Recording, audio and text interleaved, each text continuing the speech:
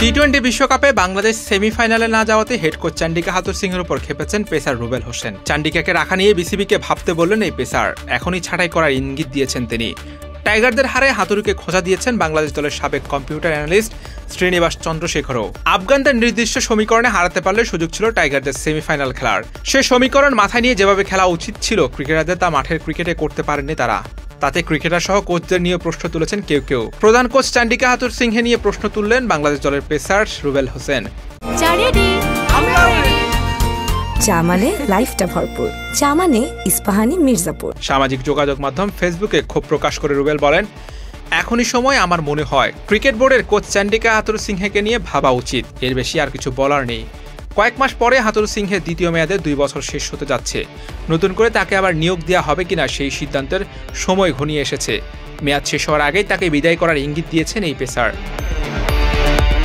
বাংলাদেশ দলের সাবেক computer analyst শ্রীনিবাসও সুযোগ পেয়ে চান্ডিকাকে খোঁচা দিতে ভুল করেননি। 17.5 ওভারে অল আউট হওয়ার চেয়ে বরং 12.1 ওভারে এটি তাড়া করার চেষ্টা করতে পারত। সেমিফাইনালে খেলার জন্য প্রতিটি শটে ঝুঁকি নেওয়া উচিত ছিল। ও দুঃখিত, সুপার এটাই তো বোনাস।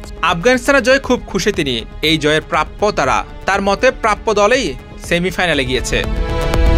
এর আগে সেমিতে খেলা নিয়ে হাতুড়ু বলেছিলেন, আমরা যখন এই টুর্নামেন্ট খেলতে আসি আমাদের লক্ষ্য ছিল সুপার 8। তো আমি মনে করি সেটি আমরা দারুণভাবে বোলাররা আমাদের খেলায় টিকিয়ে রেখেছে। কন্ডিশনের সঙ্গে ভালোভাবে মানিয়ে নিয়েছি এবং নিজেদের পক্ষে কন্ডিশন কাজে লাগাতে পেরেছি। সামনের দিনগুলোতে আমাদের জন্য বিষয়টা হলো আমরা এখানে আসতে পেরে খুশি, আর এখান থেকে যা কিছু পাবো তা আমাদের জন্য বোনাস। তাই আমরা এখন অনেক স্বাধীনতা নিয়ে খেলবো এবং 3 দলের প্রতিটিকে যতটা সম্ভব চ্যালেঞ্জ জানাবো। হাতুড়ু 3টি দলকে চ্যালেঞ্জ জানানোর কথা বললেও আদতে ভারত এবং অস্ট্রেলিয়ার বিপক্ষে কোনো ফাইটই করতে পারেননি।